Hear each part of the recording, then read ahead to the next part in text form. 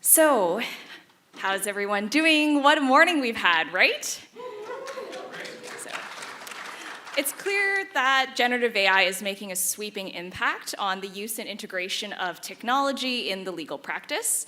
But what about their application in legal education and training? Interestingly, professors Jonathan Choi and Daniel Schwartz designed an empirical study to analyze the impact of GPT-4 on the performance of law students on their final exams.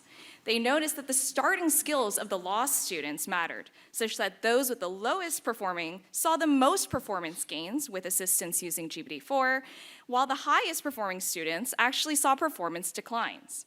Choi and Schwartz suggested that LLMs may have an equalizing effect, potentially mitigating inequalities across learning abilities.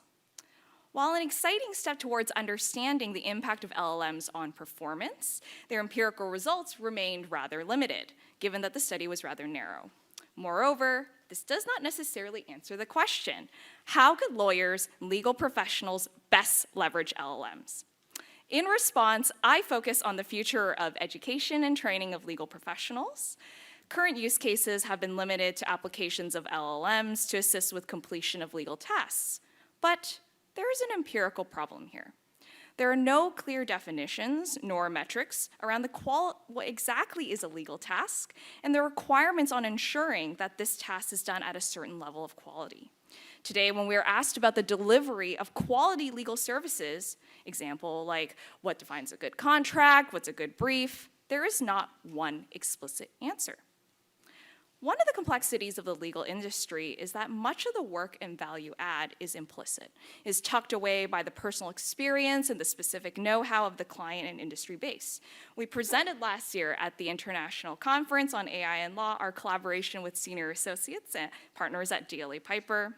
We asked them to annotate and identify clauses that they found were potentially conflicting or contradictory from a set of contracts. We observed that there were not only highly variable annotations, but that there were only 2 lawyers that seemed to converge on a set of clauses that they thought were contradictory. Even then, the reasoning was not the same, though both highly persuasive.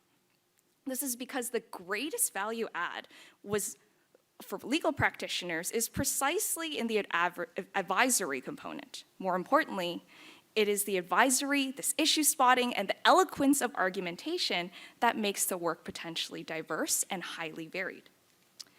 Accordingly, how do we describe the nuances of our legal work, capture and abstract from the lessons of practical experience?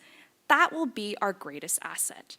The ability then to translate this implicit knowledge enables us to build valuable training tools for our next generation of lawyers.